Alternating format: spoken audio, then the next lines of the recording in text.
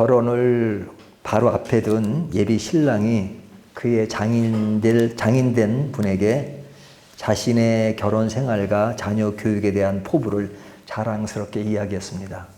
저는요, 이제 결혼하면 제 아내를 참 즐겁게 하고 기쁘게 해줄 겁니다. 그리고 애를 낳으면 애를 참 잘 키우겠습니다. 그렇게 아주 자기 포부를 자랑스럽게 이야기했습니다. 그 말을 들은 예비 장인께서 그 말을 들으면서 그 사위 될 사람을 칭찬을 많이 했습니다. 참 좋은 생각이야. 그렇게 자녀를 키우고 또 아내를 위하는 것은 참 좋은 일이지 하며 격려를 많이 해 주었습니다. 그리고 제일 끝부분에 가서 의미심장한 말 한마디를 남겼는데요. 이런 이야기를 합니다. 나도 예전에는 자네와 같은 생각을 하고 살았네. 그런데 자녀를 최선을 다해서 교육을 시키고 또 키웠는데 또 세월이 지나고 보니까 그것이 마음대로 되진 않더구만 하는 그런 그 여운을 남겼다고 합니다. 최선을 다했는데 그럼에도 불구하고 잘 되지는 않았다. 우리가 애를 낳기 전에는 뭐 잘 키우겠다는 그런 의지를 하지만 이 자녀 마음대로 안 되잖아요. 우리가 역대 대통령들을 보면 자녀 문제로 뭐 세상이 떠들썩한 일들이 있으면 그때 그분들이 하는 말이 참 이 자녀 문제는 마음대로 되지 않더군요. 그렇게 말들을 하는 것을 들었습니다. 우리가 이제 5월이 되면 가정의 달이라 그러잖아요. 그래서 5월에 들어서면 5월 5일은 어린이날, 또 5월 8일은 어버이날, 또 뭐 스승의 날도 있고 그래서 가정과 연계된 그런 날들이 많습니다. 그래서 5월 전체를 가정의 달이라고 하는데요. 예전에는 5월 8일이 어버이날이 아니라 어머니 날이었죠. 예, 근데 그것이 73년도에 들어와서 이 어머니 날이 어버이 날로 바뀌었습니다. 이 어머니 날은 이제 미국에 있는 어머니 날이 있는데 그때 그 상황을 우리가 이제 받아들여서 어머니 날을 지켰는데 73년도에 이제 어버이 날로 바뀌었습니다. 저는 그때 바뀔 때 막 그게 뉴스에 나오고 했던 것을 본 기억이 나요. 어버이 날로 바뀌었는데 뭐 우리가 부모를 생각하면 뭐 어머니만 생각하는 건 아니죠. 예, 뭐 아버지 없이 우리가 태어나지 않으니까요. 어머니, 아버지 다 중요하니까 이 어버이날로 정한 것은 참 잘한 것 같습니다. 우리 자녀들은 늘 부모님을 생각하는 것이 굉장히 중요하죠. 근데 부모님을 뭐 5월 8일 하루만 생각하는 것이 아니라 늘 생각하고 나를 낳아주시고 키우신 부모님을 생각한다는 것은 너무너무 중요한 것 같습니다. 그래서 제가 이제 오늘 설교를 보면서 이제 자녀들은 어버이를 생각하잖아요. 그래 지금 부모님이 살아계신 분 몇 분 안 계시잖아요. 그렇죠? 예. 그러니까 지금 부모님이 살아계시지 않는데 이제 부모님을 즐겁게 하고 하는 것이 무슨 의미가 있을까라는 생각이 듭니다. 그냥 단이나 이제 우리 임지연 집사님이나 우리 오 집사님 같은 경우는 지금 부모님 살아계시지만 다 이제 안 계신 분이 많잖아요. 근데 전 그 노인대학에 가면 그 연세가 많은 분들한테도 이제 그런 숙제를 내준답니다. 뭐 부모님께 드리는 편지.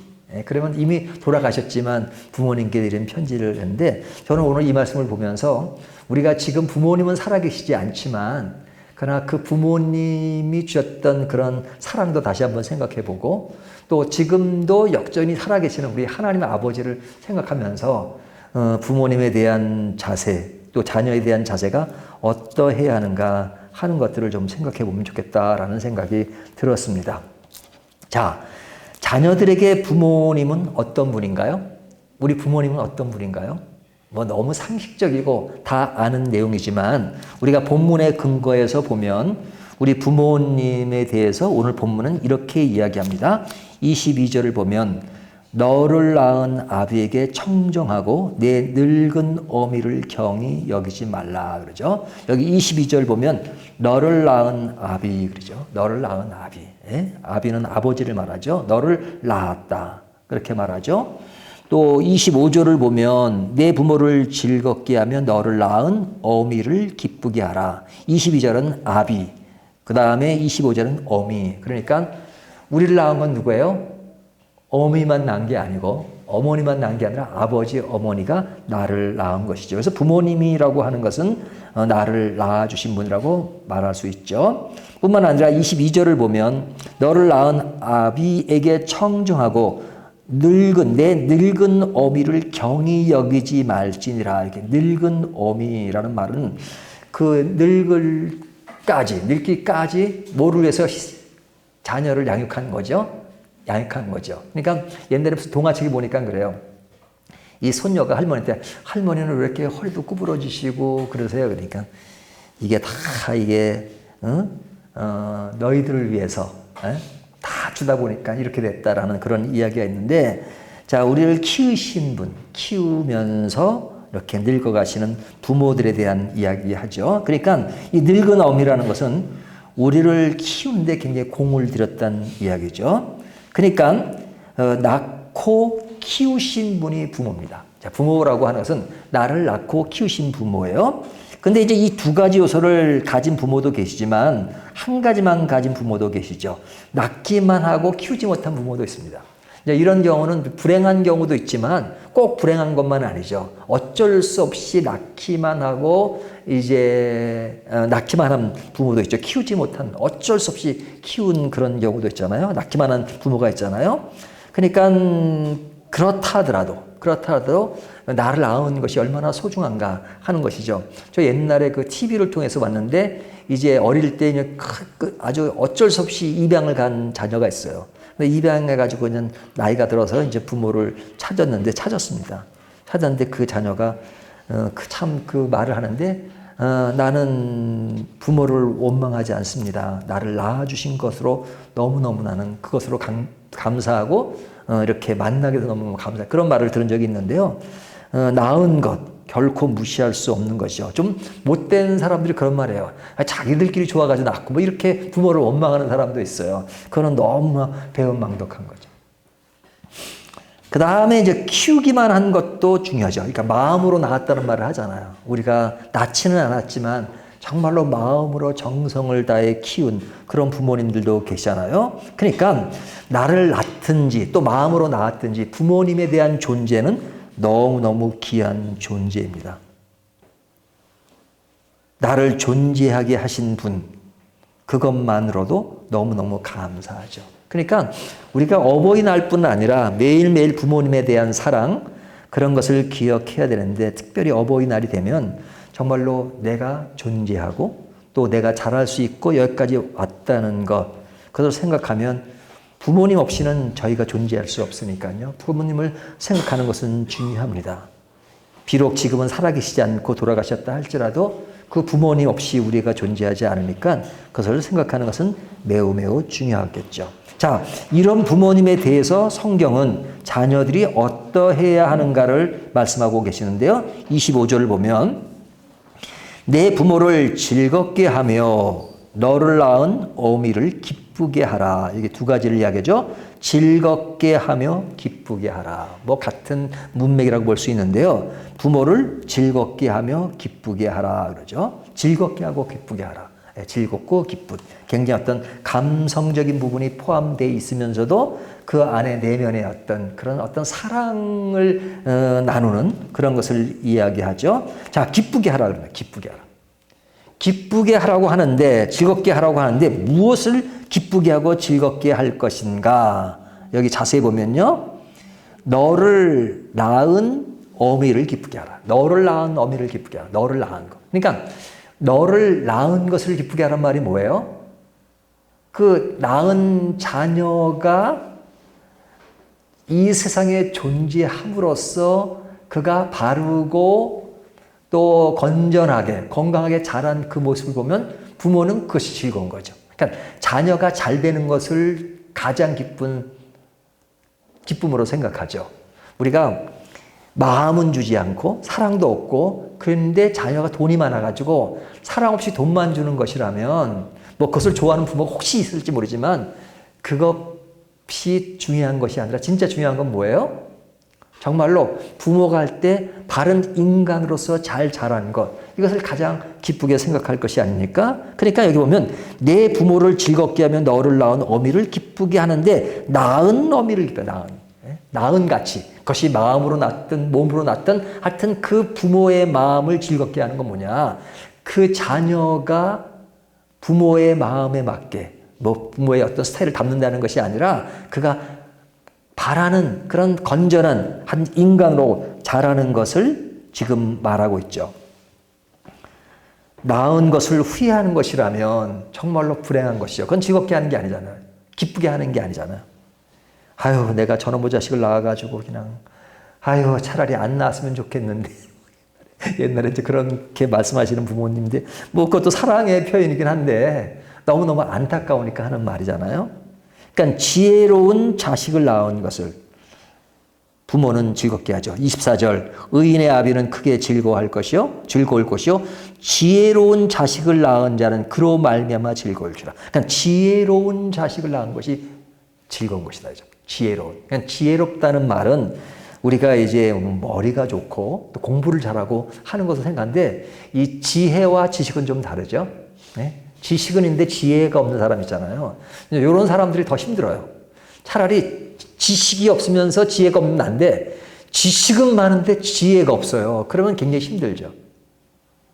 예? 아는 건 많은데 그게 지혜롭지가 못해요. 사람을 늘 힘들게 하고 공격하고 그러면서도 남한테 어렵게 하면서 아는 지식은 많으니까 그걸 가지고 자기 모든 것을 정당화시키고 합리화시키는 사람은 굉장히 힘들잖아요. 그러니까 지혜로운 자식을 낳은 그러니까 부모의 마음을 헤아리는 거죠. 제가 옛날에도 이 설교할 때마다 꼭 예를 드는 것이 있는데 원님 이야기했죠. 원님 이야기. 예? 어느 마을에 원님이 왔대요. 원님이 왔대요. 예? 근데 원님이 딱 오니까 이제 그 마을에 효자로 유명한 사람이 있더래요. 그러니까 이 원님이 효자이기 때문에 매년 그 사람한테 상을 준대, 상을. 예? 그러니까 이 원님이 그래 이 자녀가 얼마나 그냥 효도를 잘하면 그렇게 상을 주는가 해서 한번 불렀대요. 그랬더니 딱 이야기를 해보니까 너희 부모님은 잘 계시냐? 부모님이 아니라 아버지, 어머니가 없는 아버지래요. 예? 예? 어머니가 없는 아버지 잘 계시냐니까. 예, 잘.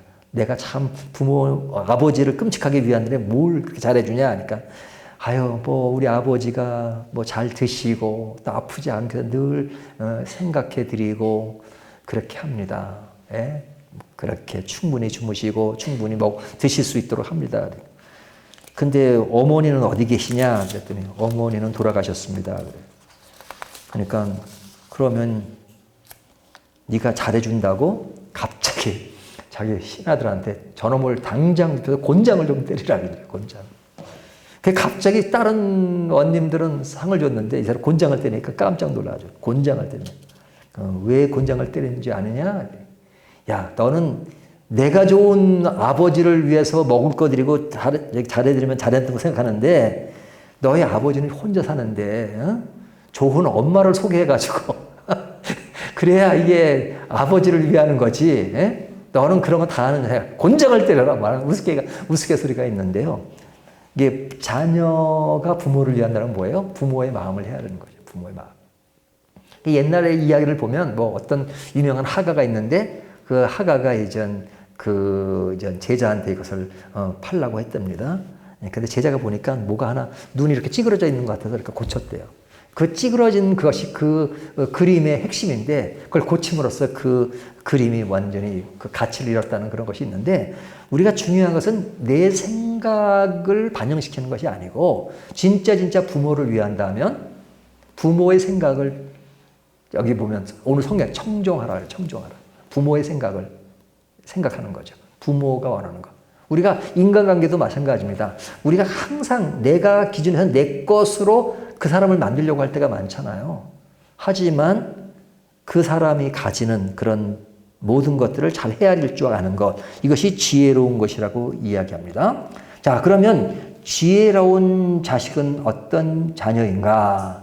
그것이 오늘 말씀하고 있는데 22절 보면 너를 낳은 아비에게 청종하고 내 늙은 어미를 경히 여기지 말지니라. 하나는 굉장히 좀 긍정적이고 하나는 부정적으로 얘기하는데요. 청종하고, 청종한, 잘 들으는 얘기죠. 그러니까 말만 잘 들으는 것이 아니라 그 부모님의 생각이 어떤 것인가, 그렇죠? 듣는다는 것이. 저 옛날 상담 공부할 때 상담을 잘하는 사람은 이렇게 잘 들어준다는 얘기를 들었어요. 잘 들어준다. 그래서 옛날에는 무조건 잘만 들으면 된다고 생각을 듣기만 했어요. 말은 잘 안 하고. 근데 그게 아니더라고요. 예? 잘 듣는다는 것은 내가 그냥 가만히 듣 들어주는 것을 이야기하는 것이 아니라 그 마음을 헤아리는 거죠. 그래서 진짜 잘 듣는 사람은 질문을 많이 해요.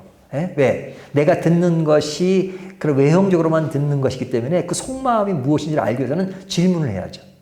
어떤 사람이 단 한마디를 하면 그냥 그런가 보다 하지만 질문을 하다 보면 이것이 전부가 아니라 그 속에 더 많은 내용을 가지고 있구나 해서 제대로 듣는, 청종하는 것은 뭐예요? 상대방의 마음을 헤아리는 거잖아요.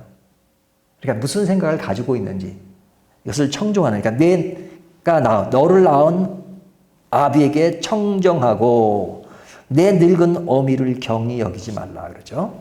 그러니까 이제 이 청정하라는 것은 어떤 그 연세를 드시면 그동안 살아오면서 겪었던 인생의 경륜과 또 그런 많은 것들이 있죠. 아무리 그분이 자식이 볼 때는 배우지도 못했고 하더라도 그 부모가 가지는 경륜이 있단 말이에요. 경험.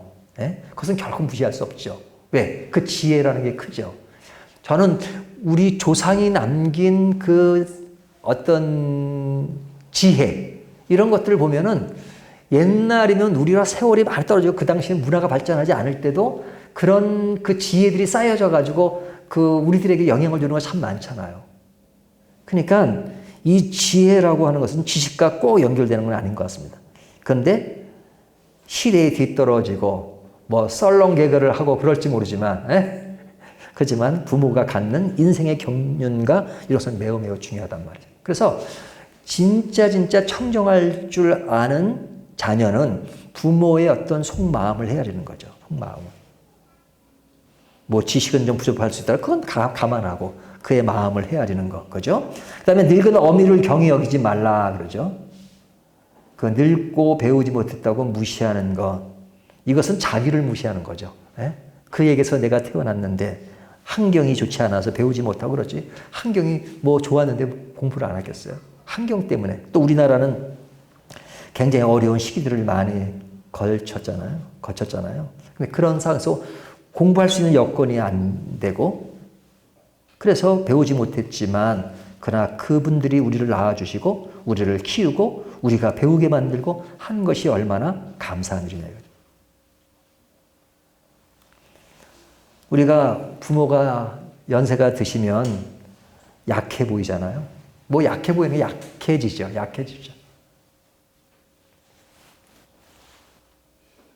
어릴 때 그렇게 강해 보였던 부모이지만 그러나 세월이 지나면 약해져요.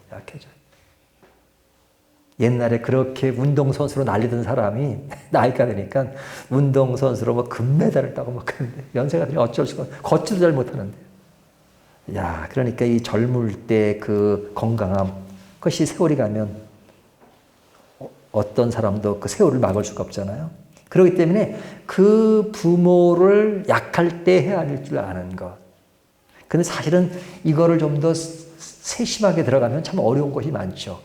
부모가 거동을 못하고 또 치매가 오기도 하고, 그래서 부모를 보살펴야 되는데 이것을 그냥 요양원에 보내야 되느냐 안 보내야 되느냐 뭐 등등 또 여러 가지 놓인 상황이나 있으니까 참 이런 것들을 디테일하게 논한다는 건 쉬운 일은 아닙니다. 하지만 기본적으로 부모에 대한 자녀의 마음, 그것이 얼마나 중요한가 하는 것을 본문이 이야기합니다. 이 잠언이라고 하는 것은, 잠언은 누가 썼죠? 솔로몬이 썼잖아요.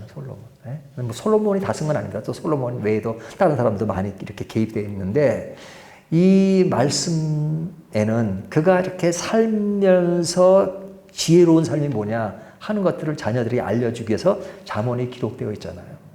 그렇다면 이 잠언의 말씀을 통해서 우리 자녀들이 부모를 어떻게 생각해야 될 것인가 하는 것을 깊게 있게 생각해야 되겠죠. 그렇지만 자녀들이 부모만 생각하는 것이 아니라 이 말씀 속에는 또 부모가 자녀를 어떻게 생각하는가 하는 것도 같이 어우러졌습니다. 자, 그러면 우리가 그런 자세를 어떻게 지향하고 나갈 것인가. 여기 중요한 말씀합니다. 23절. 진리를 사되 팔지는 말며 지혜와 훈계와 명철도 그리할지니라. 저는 이 말씀이 굉장히 좋아요. 진리를 사되 팔지는 말며. 와, 이 진리는 사되 팔지는 말며. 근데 세상에서 출세하려면 진리를 사야 됩니까? 팔아야 됩니까? 진리를 팔아야 소득이 되고 자기 위치가 서잖아요. 그러니까 사람들이 진리를 파는 데 혈안이 돼 있어요. 그러니까 어떤 사람들을 보면 남의 말은 듣지 않고 자기 말만 계속하는 사람들 있죠. 자기 말. 그건 자기가 아는 것을 파는 겁니다. 파는 겁니다. 근데 오늘 말씀은 진리를 팔지는 말며 진리를 사되 지혜와 훈계와 명철도 그리할지니라. 특별히 이 말씀이 누구와 연결된 거예요? 부모와 연결되어 있죠. 부모와 연결되어 있는데 이것은 뭐냐면 한마디로 좀 쉽게 얘기하면 좀 전문적인 용어로 말하면 아는 체 하지 마라 이거죠. 아는 체 하지 마라. 세월이 가면 자녀들이 부모보다 더 많이 자녀들이 부모보다 더 많이 알 수밖에 없죠. 뭐 시대 감각이 떨어질 수밖에 없고 물론 인생의 경륜은 있지만 떨어질 수밖에 없어요. 그러니까 저는 옥하는 목사님이 옛날에 그런 이야기를 하는 걸 들었습니다. 내가 나이가 60이 넘어가니까 후배들이 많이 올라온다. 근데 후배들의 그 지식이라고 하는 것은 따라갈 수 없다. 따라갈 수 없다. 내가 아무리 공부를 해도 그 후배들이 그렇게 많이 공부하고 시대가 다르면 어떻게 내가 그것을 따라갈 수 있느냐. 그러니까 내가 지식으로 그들을 따라잡을 생각은 전혀 없다. 그럴 수도 없고. 그러나 그들보다 잘할 수 있는 것이 있다. 덕이라는 거예요. 덕이잖아요. 그러니까 부모가 가지는 것은 덕입니다. 덕이에요. 근데 그 불언 덕을 내세우는 그 부모 앞에서 자녀들도 마찬가지예요. 아는 체 하는 거야, 아는 체. 뭐, 엄마는 그것도 몰라. 아빠는 그것도 몰라. 모를 수 있죠. 뭐, 어떻게 알아요. 저는 뭐 요즘 젊은 친구들이 뭐 이렇게 뭐 연예인들 얘기하면 옛날 저도 제 때의 연예인들은 알죠. 노래도 알고. 근데 요즘 나온 노래는 거의 몰라요. 근데 어떻게 알겠어요? 뭐 알려고 아는 사람들도 있겠지만. 그러니까 시대의 어떤 문화가 다르니까요. 근데 자녀들이 아는 체 하지 말라. 그래서 진리를 팔지 말라. 진리를 사기 말라. 사기 말하는 건 뭐냐면 그 부모의 그 마음 속에 있는 무엇인가 배울 수 있는 그런 요소들을 내가 받아들이는 거죠.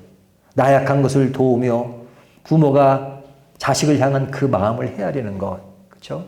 그러니까 그 연세가 드시면 좀 당당할 필요는 있을 것 같아요. 자녀들한테. 어떻게 당당하냐? 그냥 시대에 뒤떨어진다고 그럴 필요 없이 너희들은 늙어봤냐? 나는 늙어보고 젊어보기도 했지만 너희들은 늙어보지 않았으니까 그렇게 뭐 자신감을 드러내는 그런 표현도 쓰긴 하는데요. 이 자녀들과 부모의 관계 속에서 그런 어떤 서로를 존중하는 것 그리고 서로를 아는 체 하는 것이 아니라 받아들이는 것, 이해하는 것 이것이 굉장히 중요하다는 것을 이야기하죠. 근데 우리가 이 말씀 속에서 가장 중요한 것이 뭐냐? 진짜 지혜를 말할 때 여호와를 경외하는 것이 지혜의 근본이라 이거지. 지혜, 여호와를 경외하는 것이. 그렇다면 오늘날 우리들에게 가장 중요한 것이 무엇이냐? 그것은 자녀가 의인이 되는 것입니다. 자녀가 의인이 되는. 또 부모가 의인이 되는 겁니다. 사실 이 부분은 굉장히 어려운 부분이 뭐냐면 자녀들 중에 믿지 않는 자녀들을 가지고 계신 분이 계시잖아요. 참 어렵거든요. 마음에. 그렇잖아요. 또 반대로 부모님이 믿지 않는 분이 계시잖아요. 근데 그 마음대로 안 돼요. 마음대로 안 돼요. 저는 주변에 보면 그 아는 뭐 사람들 있잖아요. 예수 안 믿는 사람들도 있잖아요. 근데 어떤 사람은 그렇게 공을 들이지 않는데도 쉽게 예수를 믿는 사람이 있는가 하면 어떤 사람은 공을 그렇게 들여도 그 앞에서는 듣는 것 같아도 그냥 그 말에 관심이 없는 사람이 있잖아요. 마음대로 안 되거든요. 믿는 것은 마음대로 안 돼요. 그것은 비록 자녀라 하더라도 마음대로 안 됩니다. 하지만 우리가 할 수 있는 것은 결과까지는 우리가 알 수 없지만 그냥 우리의 마음의 소원에 가장 중요한 것은 뭐냐? 자녀가 의인이 되는 것. 그것을 가장 소중하게 생각해요. 근데 우리가 실제로 의인이 되는 것을 소중하게 생각한다고 하지만 가만히 살펴보면 사실은 의인이 되는 것보다는 다른 것에 더 관심이 갖는 경우가 많아요. 예? 자녀가 예수 잘 믿는 것보다는 뭐 그것도 바래요. 하지만 사회적으로 출세하고 더 잘 되고 돈도 많이 벌고 명예 쓰고 또 어느 정도 사회에 우뚝 서는 걸 더 원해요. 출세하고 성공하는 것들을 의인되는 것보다 더 크게 생각할 때가 많잖아요. 실제적으로.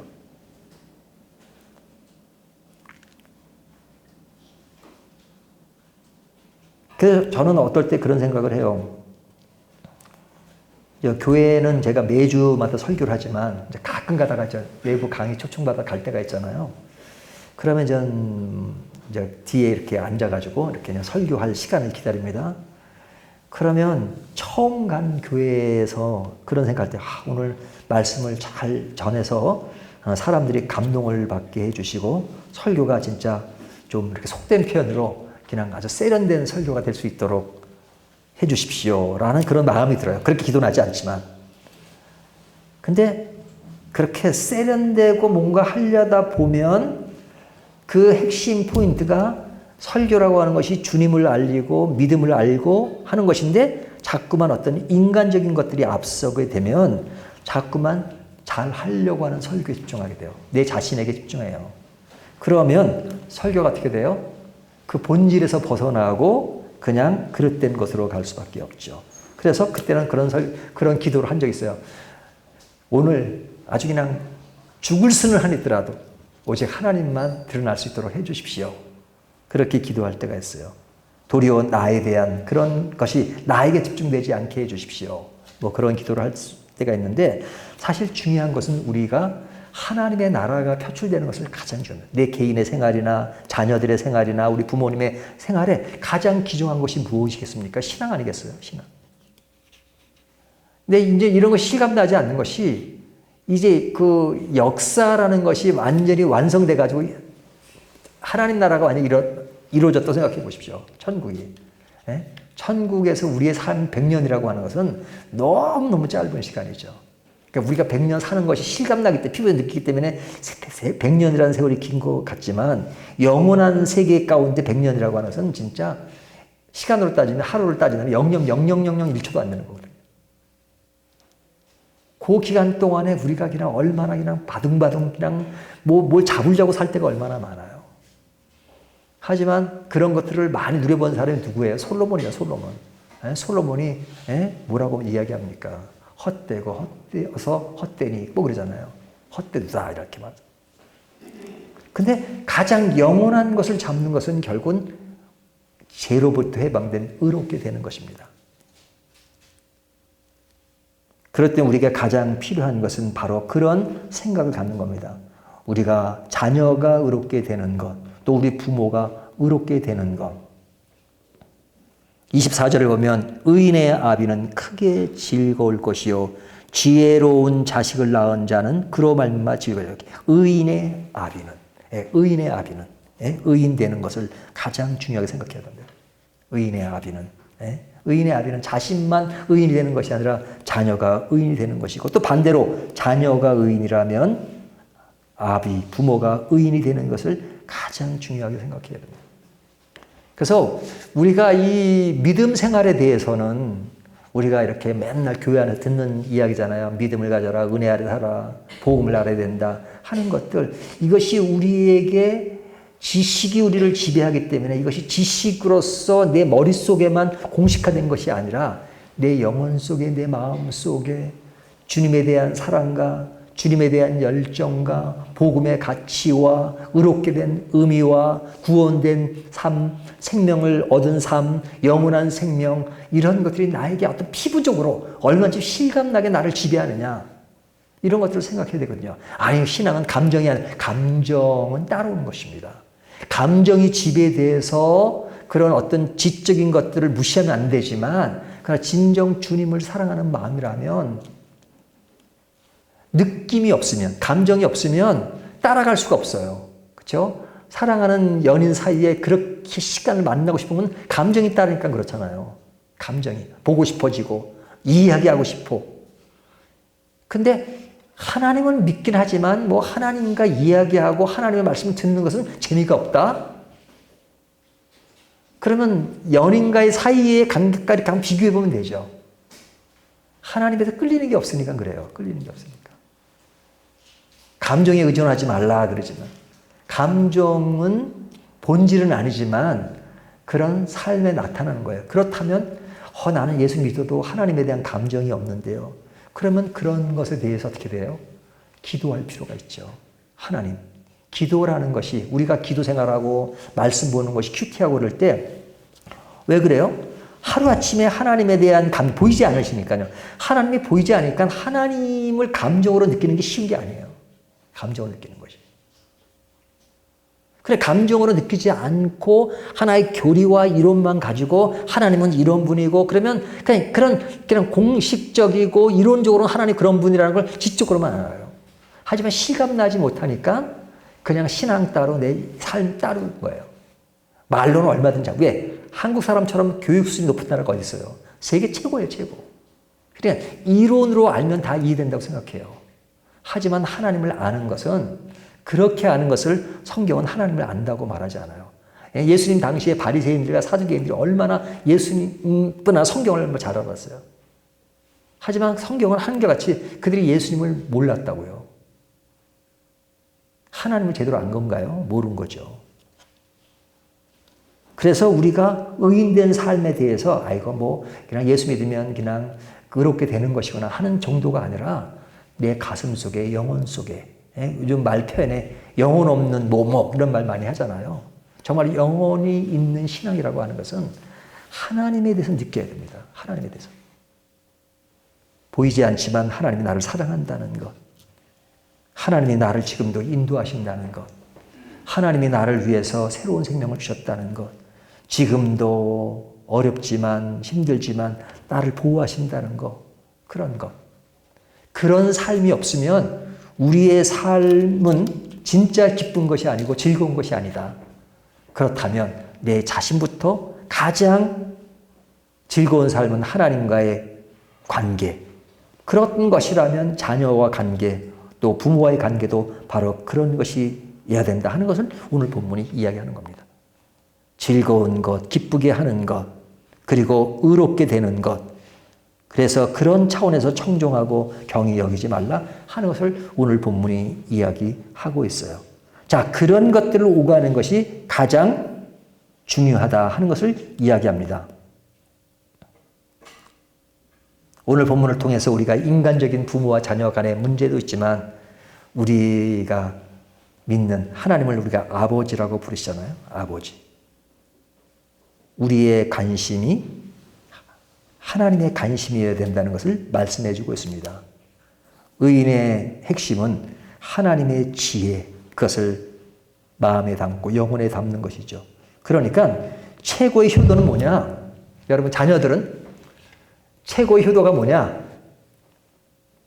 예수 잘 믿어서 예수 잘 믿는 것을 보여주는 것입니다. 그것이 최고의 효도예요. 또 예수 잘 믿는 자녀들은 부모님이 자녀를 제일 사랑해 주는 게 뭐냐? 예수 잘 믿는 거예요.